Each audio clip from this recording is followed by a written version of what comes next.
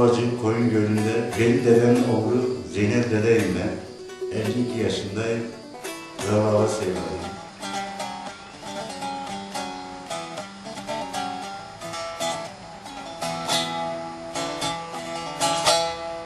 Gitme giden gitme, haber sorayım. Her hak nedir geda, nedir kul nedir?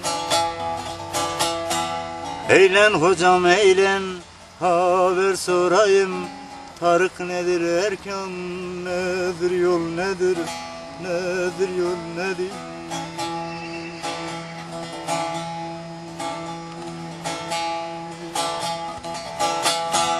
Asukam asukam yar yar bir araya gelenden, sualın olursa cevabın veren ben.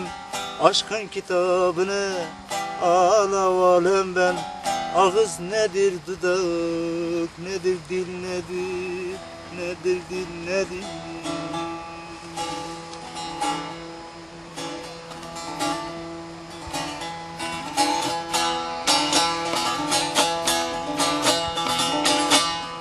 Gönlümde bir mana yazıp dururum, Harem ve cemi gezip dururum.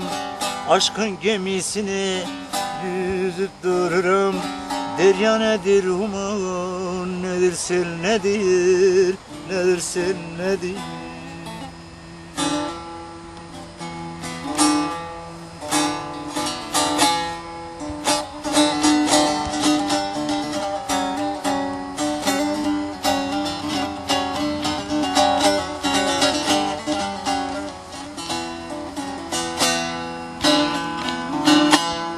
Dört kardeşi bir kömlekten yatalı, kömlek birdir vücut, vücuda çatalı.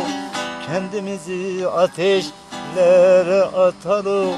Ateş nedir duman, nedir kül nedir, nedir kül nedir?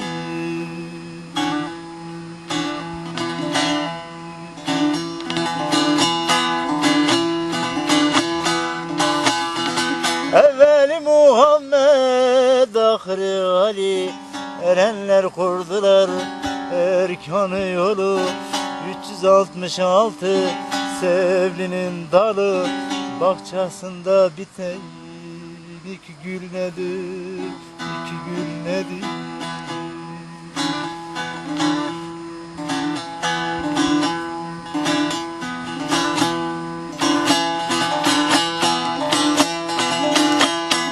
Din Muhammed dinidir, taptığım tapu.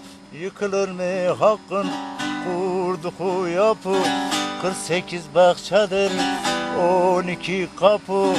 Yeşiğini bekleyen iki kul nedir, iki kul nedir?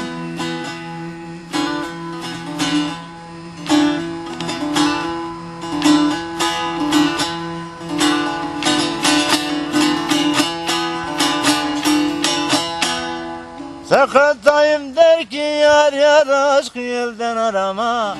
Pirden haberim var gayrı soramam. Menzilim Irak'tır belki varamam. Cümle baştan olan yar yavur medet dil nedir, medet dil nedir?